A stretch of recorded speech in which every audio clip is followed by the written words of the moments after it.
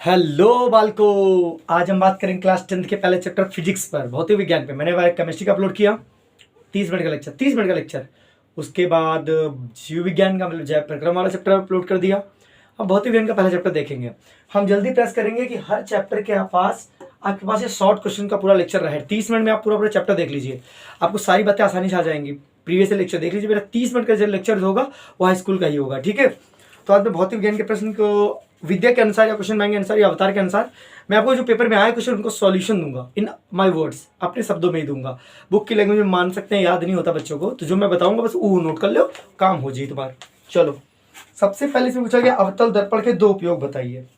अवतल दर्पण, भैया दर्पण तो समझते हो ना, ये इससे होता है और इसके बाहरी साइड क्या होता है, पेंट लगा होता है, ये होता है अवतल दर्पण। इसका उपयोग, पहला बेटा उपयोग लिखिए, यह दाढ़ी बनाने में प्रयोग किया जाता है। समझ गए, पहला क्या है, दाढ़ी बनाने में इसका प्रयोग किया जाता है। दूसरा, दाढ़ी बनाने में नहीं किया जाता, मतलब दाढ़ी बनाते समय इस दर्पण का प्रयोग किया जाता है। दूसरा, सोलर कुकर। सोलर कुकर नहीं समझते हो, कैसे बताऊं तुमको। धूप में जब लोग खाना पकाते हैं, बड़ा सिस्टम मैनेजमेंट करते हैं, लाइट आएगी, ज्यादा हीट मिले उनको, तो वे वहां पर एक दर्पण लगाते से लाइट टकराती है। तो जब टकराती है लाइट, तो वो जो दर्पण वहां लगाया गया ना, वही है अवतल दर्पण। तो बेटा मैंने क्या बताया आपको, अवतल दर्पण का उपयोग सोलर कुकर में भी किया जाता है और डॉक्टर भी इसका प्रयोग करते हैं, मुख्यतः डेंटिस्ट। ठीक है, इतनी बात आपको याद रखनी है। ये तीन उपयोग हो गए किसी अवतल दर्पण के। पेपर में क्वेश्चन बहुत बार पूछा गया है कि 40 सेंटीमीटर फोकस दूरी वाले, क्वेश्चन दिया है, मैं लिख दे रहा हूं, न्यूमेरिकल भी समझाऊंगा मैं, जो छोटे छोटे आए हैं। 40 सेंटीमीटर फोकस दूरी वाले, फोकस दूरी वाले अवतल दर्पण की वक्रता त्रिज्या ज्ञात करो। वक्रता, ये रट के जाना, क्वेश्चन पेपर में आएगा, ज्ञात कीजिए। सिंपल से बच्चा क्या करता है, F बराबर होता है R/2, है ना, है ना। F बड़े क्या बेटा, R/2। F होगा नेगेटिव क्योंकि दर्पण कैसा है, अवतल। R होगा नेगेटिव क्योंकि ये चीज जब अवतल होती है तो नेगेटिव होता है। 40 सेंटीमीटर फोकस दूरी वाले 40 सेंटीमीटर फोकस दूरी वाले, फोकस दूरी कितनी बेटा आपकी यहाँ पर 40 सेंटीमीटर, किस में दिया बेटा, वो भी माइनस में। ज्ञात क्या करना है, वक्रता त्रिज्या ज्ञात कीजिए, R निकालना है, यानी F बराबर 40 दिया है, माइनस का R निकालना है। अब फॉर्मूला बदलेगा, R यहीं रखो, 2 से मल्टीप्लाई हो जाएगा, तो R बराबर क्या हो जाएगा, 2F, 2 माइनस का 40 बराबर, यही तो बेटा क्या दिया था, हाँ ये तो दिया है, माइनस का कितना हो जाएगा बेटा, 80 सेंटीमीटर। तो बेटा ये आ गया आपकी वक्रता त्रिज्या, ये आंसर खत्म। एक ये भी नोट कर लिया, ठीक। अगला क्वेश्चन नोट करिए, जो पूछेगा मैं बताता हूं। तो एक क्वेश्चन और है, पहले थ्योरी करा देता हूं, फिर मैं टिक कर लेता हूं क्या बताना है तुमको। थ्योरी पूछी गई है और कोई,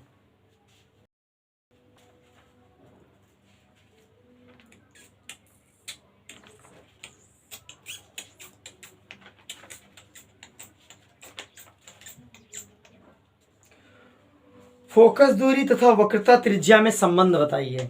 फोकस दूरी तथा वक्रता त्रिज्या में संबंध बताइए। तो संबंध क्या होगा, इस चैप्टर वाला मसला तो बड़ा सरल है।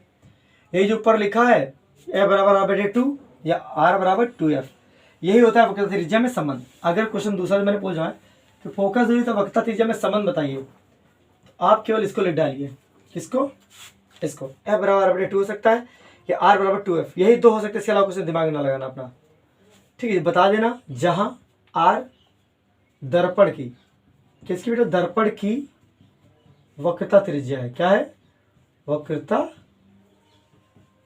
त्रिज्या। ये हमारे पास सही नहीं निकला, कैमलिन का नहीं था। F, यह है बेटा दर्पण की फोकस दूरी। चलिए ये भी याद कर लीजिए बेटा। मैं परावर्तन अपवर्तन दोनों कवर करने का प्रयास करूंगा। हो गया आंसर खत्म। ठीक है, वी यू एफ में संबंध। एक क्वेश्चन और, वी यू एफ में संबंध बताइए। जो लिखा रहा हूं क्वेश्चन लिख लो, अपना ज्ञान ना लगाना। वी यू एफ में संबंध बताइए, तो आप लिखोगे 1/f बराबर 1/v। लो भी बेटा दर्पण केस में, दर्पण में किसमें बेटा, दर्पण में केस में, प्लस 1/u दर्पण लिखा है। आप कहोगे यूएफ में ये संबंध है, जहां f दर्पण की फोकस दूरी, u वस्तु की दर्पण से दूरी, v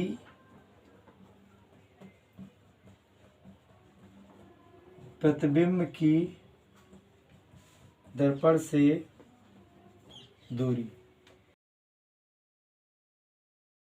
जो आपके पेपर में आ सकते हैं।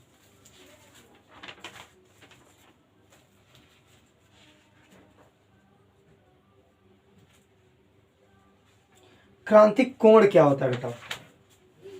क्रांतिक कोण मिला दे बेटा, इसको नोट कर लिए। सब दिख रहा है, साफ साफ दिख रहा है ना? चलो ठीक,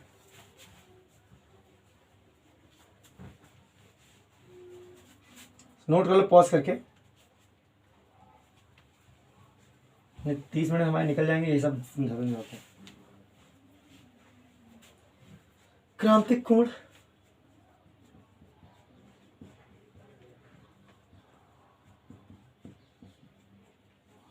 सी से प्रदर्शित करते हैं। क्रांतिक कोण क्या होता है? संघन माध्यम में बना वह कोण, संघन माध्यम में बना वह कोण जिसके लिए अपरावर्तन कोण 90 डिग्री का होता है, उसे क्रांतिक कोण कहा जाता है। क्रांतिक कोण में अपरावर्तन कोण क्या होता है? 90 डिग्री होता है। परिभाषा पहले खत्म हो गई। मैंने क्या बोला? संघन माध्यम में बना वह कोण जिसके लिए अपरावर्तन कोण 90 डिग्री का होता है, उसे क्रांतिक कोण कहा जाता है। ठीक है, टीचर कभी पूछता है भैया का क्रांतिक कोण 90 डिग्री होता है, तो हाँ हाँ हाँ, क्रांतिक कोण उसके लिए अपरावर्तन कोण 90 डिग्री होता है। ये भी ध्यान में रखें। क्रांतिक कोण देख कितना भी होगा, देखो भैया संघन माध्यम विरल माध्यम समझ लो पहले। संघन माध्यम का मतलब क्या है? जैसे जिनसे प्रकाश पास सके, जल, कांच, बेंजीन, मतलब कोई भी ट्रांसपेरेंट माध्यम। ठीक है, समझ पा रहे हो? हीरा, हीरा लाल। बाकी अगर इतना याद कर लो कि विरल केवल क्या रखना है आपको, वायु या निर्वात, ये विरल है। बाकी सब जो भी मिले में सब क्या है? संघन है। तो उन्होंने बोला जब प्रकाश किरण सघन माध्यम से विरल माध्यम में जाती है, तो यहां पर तुमको मतलब ये माध्यम संघन है। परिभाषा क्या? जब प्रकाश किरण सघन माध्यम से विरल माध्यम में जाती है, यानी ये वायु में, वायु जहां बेटा टकराती है वहीं से माध्यम इसकी क्या होता है? 90 डिग्री पर क्या पड़ता है? अभिलंब पड़ता है। तो जब संघन माध्यम से विरल माध्यम में जाए, संघन माध्यम से विरल माध्यम में जाए, तो ये जो अपवर्तन कोण बनेगा वो कितने का होना चाहिए बेटा? 90 डिग्री का। ये ऐसे जा रही थी और ये यहां बना, यहां जो कोण बना वो कितना डिग्री है? 90 डिग्री। और उस क्रांतिक कोण कौन सा है? यहां पर जो बनना है। आपने कितने डिग्री पर भेजा? तो डायग्राम दिख रहा है बेटा आपको? सभी यही डायग्राम बनाएंगे बेटा एग्जाम में। आपको दिख रहा है एकदम साफ सुथरा क्रांतिक कोण। तो बेटा ऐसे ही पेपर में बना दीजिएगा बेटा। और भी अलग बुक में अलग परिभाषा लिख दीजिए कि इसके माध्यम के समांतर हो जाए, जो भी है, लेकिन आप इतना याद रखेंगे क्रांतिक कोण आप लिख देंगे। ठीक, अगला क्वेश्चन, क्रांतिक कोण तथा अपवर्तनांक में संबंध। क्या क्वेश्चन है?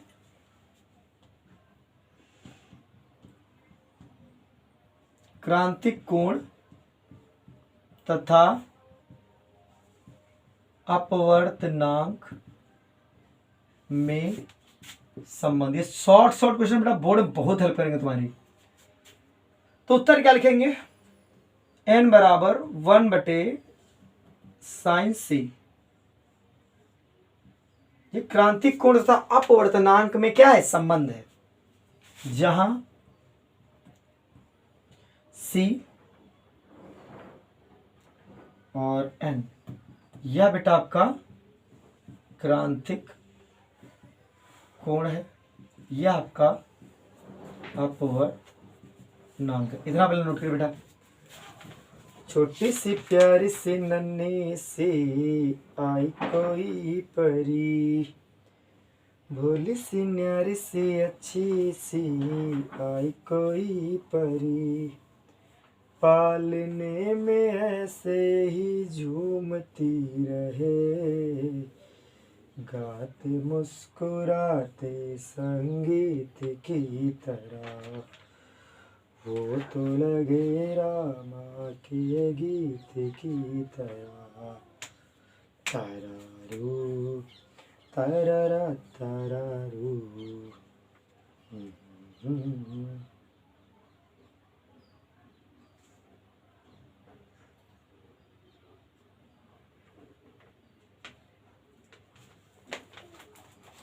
अगला क्वेश्चन बेटा है, इसमें बहुत पूछा गया कि पूर्ण आंतरिक परावर्तन से आप क्या समझते हैं। ये क्वेश्चन है ना, पूर्ण आंतरिक परावर्तन से आप क्या समझते हैं, समझाइए। और क्रांतिक कोण तथा अपवर्तनांक भी संबंध का व्यंजक भी स्थापित कीजिए। तो व्यंजक मैंने लिख दिया बेटा, ये तो बस समझ में आ गया ना आपको, ठीक है। चलो समझते क्रांतिक कोण।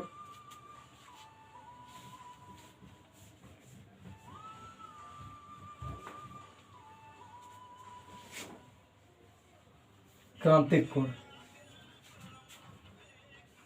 तो देखो क्या है टॉपिक बेटा, पूर्ण आंतरिक परावर्तन। पूर्ण आंतरिक परावर्तन, पूर्ण आंतरिक परावर्तन, आंतरिक तो क्या होगा बालक, ऐसे खींचो लाइन और यहां पर भर दो जल।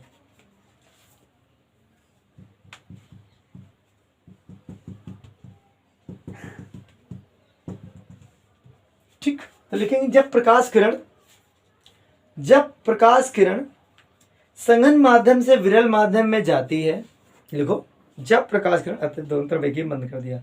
जब प्रकाश किरण संघन माध्यम से विरल माध्यम में जाती है तो इसका कुछ भाग परावर्तित होता है तथा अधिकांश भाग अपरावर्तित हो जाता है। ठीक है, लिख लिया आप लोगों ने।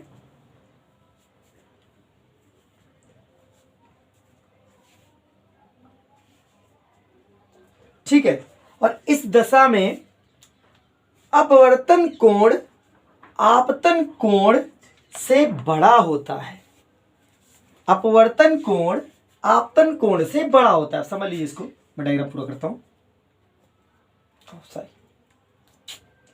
संघन माध्यम से विरल माध्यम में जाती है, जैसे यहां टकराई, पहले तो नॉर्मल डालो, अभिलंब।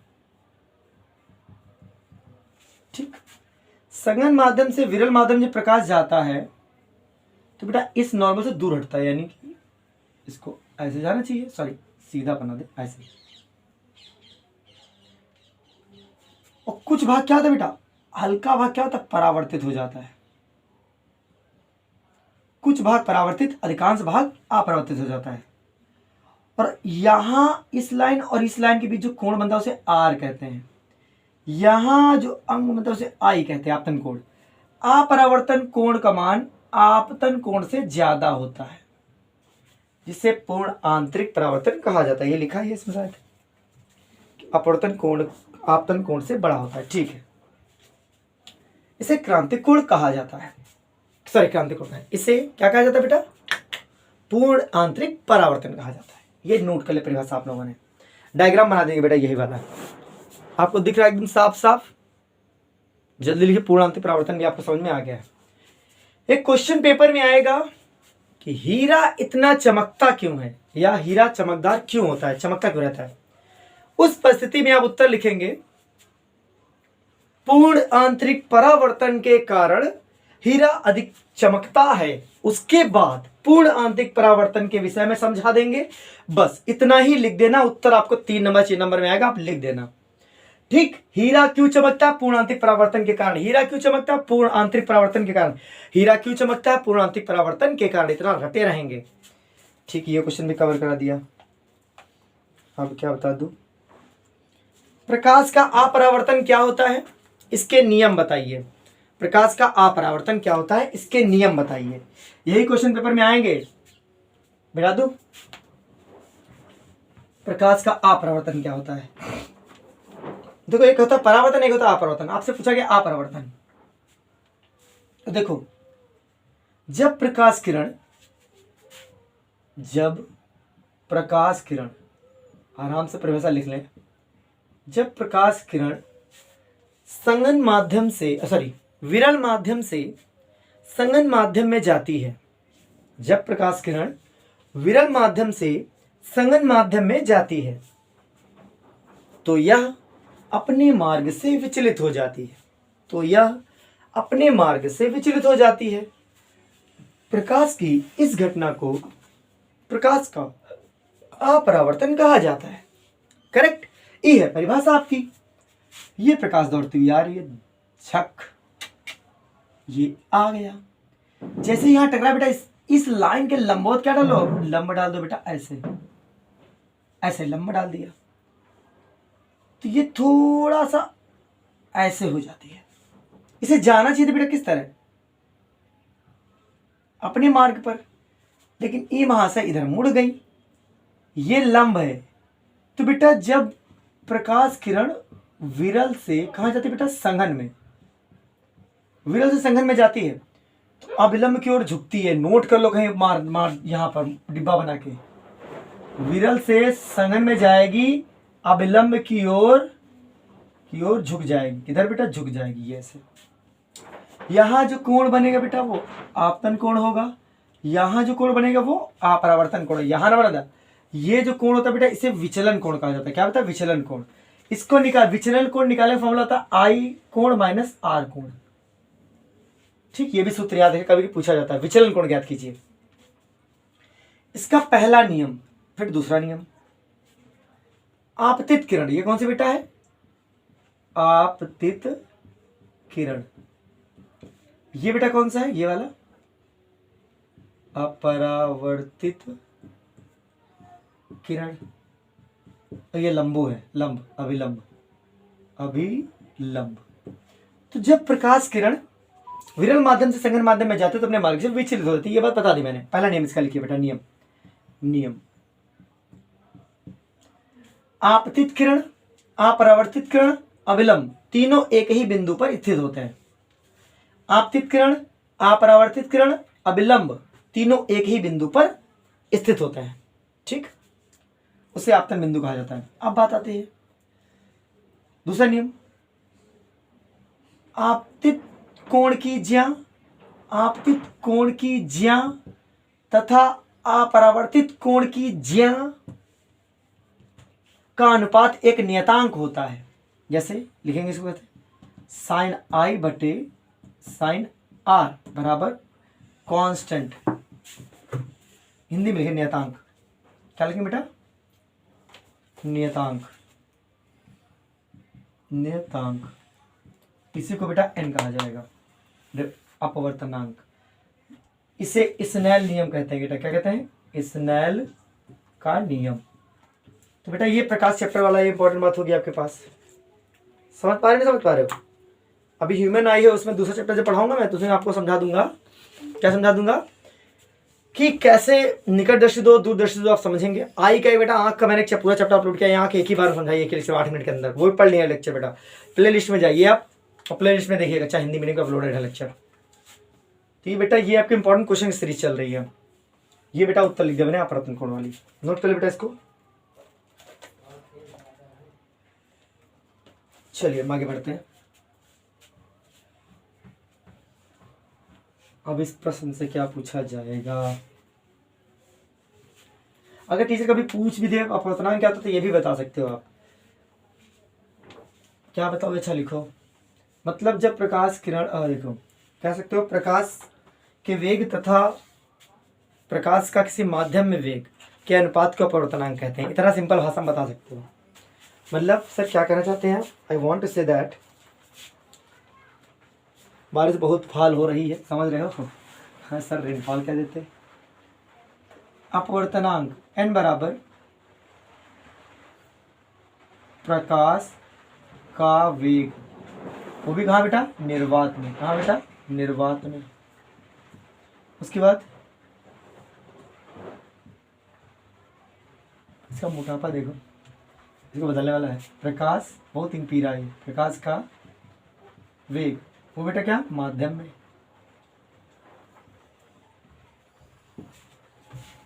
इसे लिख सकते हो n बराबर c बटे वी। अब प्रकाश का वेग आपको पता ही है, 3 × 10⁸ मीटर पर सेकेंड, ये c होता है, c से प्रदर्शित करते हैं बेटा, ये हमेशा फिक्स रहेगा। ठीक है, ये दिया जाएगा। न्यूमेरिकल की बात अब कर लेते हैं बेटा, चैप्टर में क्या क्या न्यूमेरिकल पूछेंगे आपसे। पहला ही क्वेश्चन सॉल्व करते हैं हम लोग। क्वेश्चन नोट करिए बेटा सभी लोग। कर हर मैदान फतेह, कर हर मैदान फतेह रे बलिए। अरे 21 मिनट हो गए, जल्दी करेंगे, 30 मिनट के अंदर लेक्चर कवर होना चाहिए। मिटा दें, चलो बेटा। लिखा है वायु के सापेक्ष किसी द्रव का क्रांतिक कोण 45 डिग्री है। मैं बोल रहा हूं लिख लेना, लिखने नहीं जा रहा मैं। वायु के सापेक्ष किसी द्रव का क्रांतिक कोण 45 डिग्री है। कौन सा कोण बेटा, क्रांतिक कोण, सी है ना बेटा, आपको सी दिया है ना बेटा, सी कितना बेटा, 45 डिग्री। उस द्रव का अपवर्तनांक ज्ञात कीजिए। क्या ज्ञात करना बेटा, एन। एन बराबर भी थोड़ी देर पहले सूत्र क्या बताया था, 1/sin सी बताया थे, नहीं बताते, थोड़ी देर पहले जाओ। अपवर्तनांक ज्ञात करना 1/sin सी, साइन रखो, साइन सी की वैल्यू कितनी बेटा, 45 डिग्री। अब मैथ का विद्यार्थी साइन 45 का अगर मान नहीं जानता तो नाली में कूद जाए, कोई डाउट नहीं, तैरेगा बढ़िया। 1/1√2 है ना, इतनी बात होती हुई। ये दादा ऊपर चले जाएंगे, n बराबर √2 बटे कितना, 1, कोई मतलब नहीं, n बराबर कितना आ गया, √2। ये बेटा हो गई आपकी वैल्यू। √2 की वैल्यू कमेंट में बताइएगा कितनी होती है। चलो बालक, ये पहला क्वेश्चन सॉल्व हो गया। क्वेश्चन दोबारा बोल दे रहा हूं, वायु के सापेक्ष किसी द्रव का क्रांतिक कोण 45 डिग्री है, उस द्रव का अपवर्तनांक ज्ञात। बहुत बार पूछा गया क्वेश्चन ये बेटा, जल्दी नोट कर लिए, बारी बहुत तेज होने लग गई। मिटा दे बेटा इसको, कल अच्छा नोट करते रहो तुम लोग। अगला क्वेश्चन कौन सा पूछा गया मैं देख लेता हूं।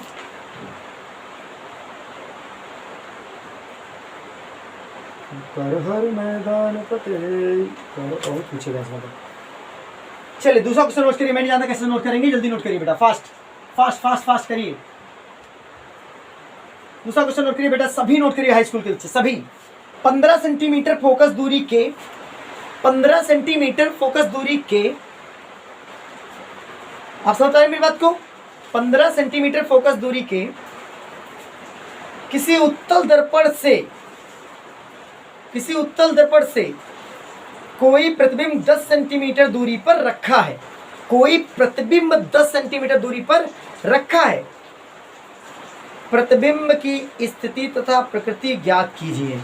कोई बिंब, सॉरी प्रतिबिंब नहीं बेटा, कोई मतलब वस्तु बेटा, क्या है, वस्तु 10 सेंटीमीटर पर है। कहाँ बेटा, वस्तु 10 सेंटीमीटर पर है। सॉरी माय मिस्टेक, मैंने गलती से बोल दिया। जल्दी नोट करिए बेटा इस बात को। बेटा अब आपको दिख रहा होगा F बराबर 15 सेंटीमीटर है। कितना बेटा, 15 सेंटीमीटर है। दर्पण उत्तल है तो बेटा 15 किसमें रहेगा, प्लस में। 10 सेंटीमीटर रखिए, यू कितना रहेगा बेटा आपका, यू रहेगा 10 सेंटीमीटर। कितना बेटा, 10 सेंटीमीटर। प्रतिबिंब की स्थिति मैं आपको 2 मिनट 3 मिनट देता हूँ, करके दिखाओ जल्दी से। ये भी क्वेश्चन मैंने कराया था अभी लेक्चर में पीछे वाले, जल्दी करिए। चलिए बालक, बारिश ज़्यादा तेज हो रही थी, मैंने माइक लगा लिया है कि मतलब क्लैरिटी से आपको समझ में आ जाए चीज़ें। तो बालक आवाज़ सुनाई दे रही है आपको, चलो कैसे पूछ सकता हूँ, चलिए कोई बात नहीं। तो बालक हमारे पास ये क्या हो, ये परिस्थिति आ गई। ये परिस्थिति आने पर हम फॉर्मूला लगाएंगे दर्पण का। 1/F बराबर कितना होता है, 1/V, 1/V plus 1/U। Sir इतना तुमने पढ़ा है, हमें निकालना है V। क्या करेंगे हम, V को साइड में रखेंगे, U को इधर भेज देंगे, यानी कि पूरा ये हो जाएगा हमारा सूत्र। v निकालने के लिए रटे रहो दर्पण में, यही सूत्र लगा देंगे हम फटाक सानी। 1/v बराबर कितना लिख दोगे, 1/f कितना है प्लस का 15, फार्मूले माइनस है, u की वैल्यू कितनी है -10। इस माइनस तुम्हारा कोई मतलब नहीं रहता, पहले ध्यान रखिए गड़बड़िया दोगे नहीं तो तुम कहते हो यू तो माइनस दिया, यू का रखे माइनस, गड़बड़िया दूंगे तुम लोग। तो बेटा ये हो जाएगा 15, ये माइनस माइनस प्लस हो जाएगा बटे कितना 10। अब ये 15 ये 10 है, इन दोनों को बराबर करना है। क्या करना है, बराबर। तो हमारे पास एक जादू होता है, हमको इसको क्या करना चाहिए 30 बना देना चाहिए। 30 बनाने के लिए क्या करेंगे, 2 गुणा करेंगे। इसको भी 30 बनाओ, इसको कितने गुणा करेंगे बेटा 3 से गुणा करेंगे। दोनों 30 बन गए, नीचे लिख लो 30, हो गया काम दोनों का। अच्छा 3 ऊपर से 3 नीचे किया तो 3 क्या होगा, ऊपर भी गुणा होगा। तो 3 एक नम 3, बीच में प्लस 2, यहाँ के 2 ऊपर चला गया, 2 एक कम 2 बराबर कितना 5 बटे कितना 30, 1/v पलट दो तो 30 बटे कितना हो जाए 5, रेसिप्रोकल 5 छक्का 30, v बराबर कितना आ गया बेटा, बोले तो 6, वो भी प्लस का 6 आंसर आ गया। ये न्यूमेरिकल बेटा कहता पूछा गया, आपका सॉल्व हो गया। आप ऐसे किसको ना है बता देना कि मुझे समझ नहीं आया बिल्कुल सर आप क्या बोले हैं, समझ रहे हैं, चल रहा है बेटा सब कुछ। बेटा मैंने सॉल्व कर दिया है, बाकी आवाज़ अगर नहीं सुनाई तो बता देना मुझे, मैंने बीच में माइक लगा करता ना सुनाई दिया रहो। चलो नोट कर लो, अगला क्वेश्चन क्या पूछा गया है। क्वेश्चन तो बहुत पूछे गए, न्यूमेरिकल हमें अलग ही लेना चाहिए था सेशन।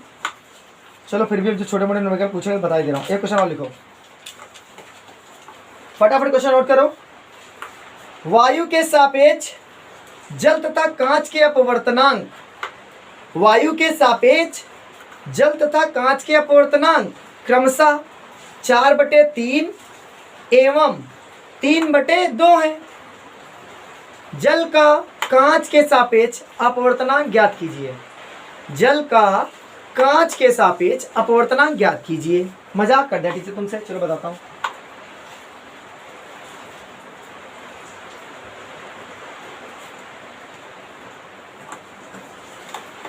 तो बालक क्या कह रहा है, वायु के सापेक्ष, बेटा सापेक्ष के सिंबल लगा लिए n कहेंगे आप। वायु के सापेक्ष किसका अपवर्तनांक, वायु के सापेक्ष जल तथा कांच का अपवर्तनांक, जल का अपवर्तनांक वायु के सापेक्ष कांच का अपवर्तनांक। मतलब ये बेटा इसका मतलब क्या होता है, इस लाइन का, इस लाइन का मतलब क्या है बेटा, इसकी वजह से जो इधर लगा था उसके सापेक्ष, वायु के सापेक्ष जल का अपवर्तनांक, जल का अपवर्तनांक, इनका मतलब अपवर्तनांक होता है अपवर्तनांक। तो इसका क्या होगा तुम कमेंट बॉक्स में बताना। तो बेटा मैंने कहा वायु के सापेक्ष कांच का अपवर्तनांक, ठीक है। तो क्या क्या दिया बेटा, वायु के सापेक्ष जल तथा कांच का, जल तथा कांच, ये वाले का जल वाले का है 4/3 और वायु के सापेक्ष कांच का अपवर्तनांक कितना बेटा 3/2। जल का कांच के सापेक्ष अपवर्तनांक, जल का कांच के सापेक्ष, जल का कांच के सापेक्ष, कांच के सापेक्ष यानी सापेक्ष इधर लो। अब क्या हो जाए बेटा ANW/ANG,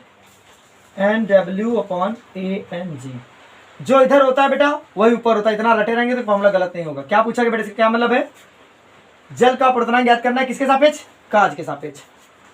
तो बालक AN वाटर की वैल्यू कितनी 4/3, ये बेटा आपका 4/3। फिर बेटा ये कांच वाले होगा और ANG बेटा नीचे है, ANG के 3/2। तो बेटा अब क्या निकल आएगा हमारे पास, GNW आ जाएगा। ये भाई साहब इससे मल्टीप्लाई होंगे, ये इससे गुणा करेंगे तो 4 × 2 हो जाएगा, 3 × 3 हो जाएगा। ऐसे करना है ना बेटा, हाँ ऐसे ही है 8/9। बेटा GNW बराबर कितना आ गया बेटा 8/9। बेटा ये आपका काही आ गया जो क्वेश्चन पूछा गया। ये क्वेश्चन बहुत ज़्यादा इंपॉर्टेंट बेटा, आप सबको समझ में आया बेटा, ये सबको समझ में आ गया बेटा। उसके अलावा बेटा एक क्वेश्चन अववर्धन क्षमता पर आप करिएगा घर में बैठ के, बाकी न्यूमेरिकल सेशन में अलग लेकर आऊंगा 30 मिनट का, सभी पूरे चैप्टर का। लिख लीजिए बेटा आवर्धन क्षमता। तो बेटा आवर्धन क्षमता किसी वस्तु के प्रतिबिंब की लंबाई तथा उस वस्तु के लंबाई के अनुपात को आवर्धन क्षमता कहा जाता है। कोई डाउट नहीं होना चाहिए। इसे m से पता जिसे कहते हैं height of image and height of object लोग कहते हैं, या कह सकते हो आप I/O, या कह सकते हो V/U। अलग अलग परिस्थितियों में अलग अलग दिखाया जाता, आप याद रखें। अब तो पड़ गई माइनस में रहेगा, बाकी ध्यान रखें, इस बात को ध्यान रखें बेटा। इतना लिखा जाता है, बहुत सारा मैंने सब एक साथ में बता दिया है। इतना याद है। 30 मिनट का लेक्चर कंप्लीट हो गया है, आपका पहला चैप्टर भी कवर हो गया है। ओके, सभी को शेयर कर दो बेटा, जितने लोग शेयर कर सकते हो शेयर कर दो, सबको भेज दो। हाई स्कूल के हर बच्चे, गांव शहर नियर जहां पहुंचाना पहुंचा दो। बुआ फूफा मौसी मामा सबको बढ़ा दो। परिवर्तन आया नहीं तो बताना मुझे, कमेंट जरूर करिएगा बेटा। सभी लोग कमेंट करिए जाएगा लेक्चर कैसा लगा। बिना कमेंट किया अगर कोई गया तो फेंक दूंगा उठा के नाली में। ठीक है, मिलते हैं नेक्स्ट वीडियो में, तब तक टाटा बाय बाय।